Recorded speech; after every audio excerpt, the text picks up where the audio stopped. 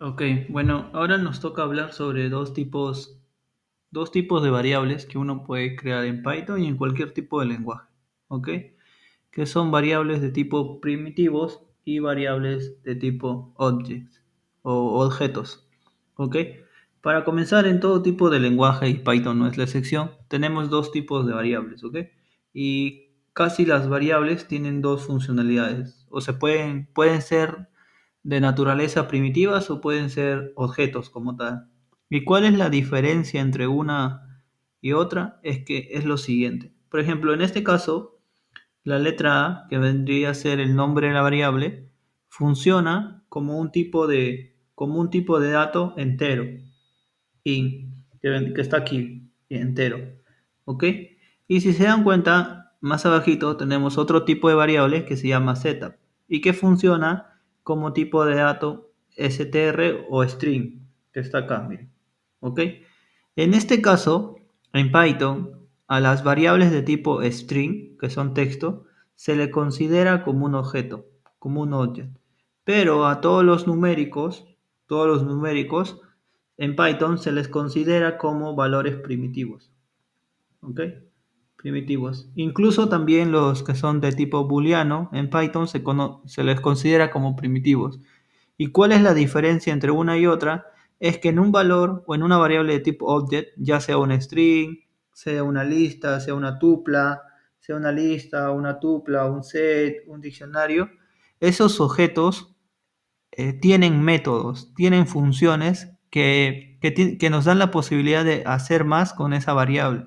Por ejemplo, en un objeto de tipo string, nosotros podemos encontrar un método de nombre replace, ¿ok?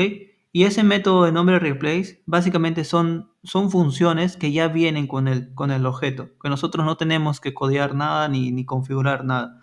En este caso, ¿cómo se usa esas funciones de un objeto?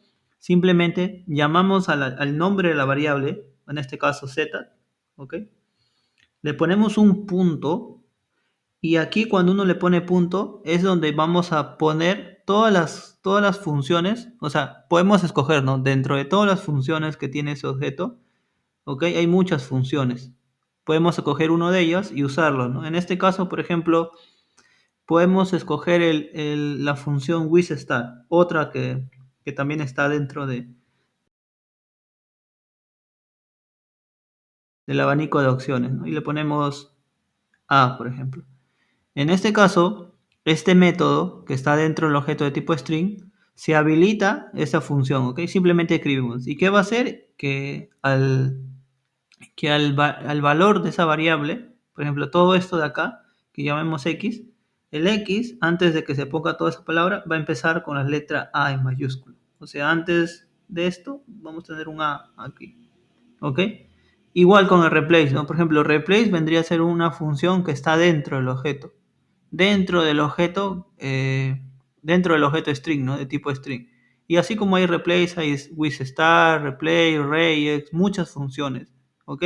Y esas funciones se pueden invocar simplemente poniendo el nombre de la variable más un punto, ¿ok? En cambio, cuando trabajamos con valores primitivos, lo máximo que podemos hacer es usarlo para concatenar esa variable, para sumar, para usarlo como sumatoria o como un input inicial.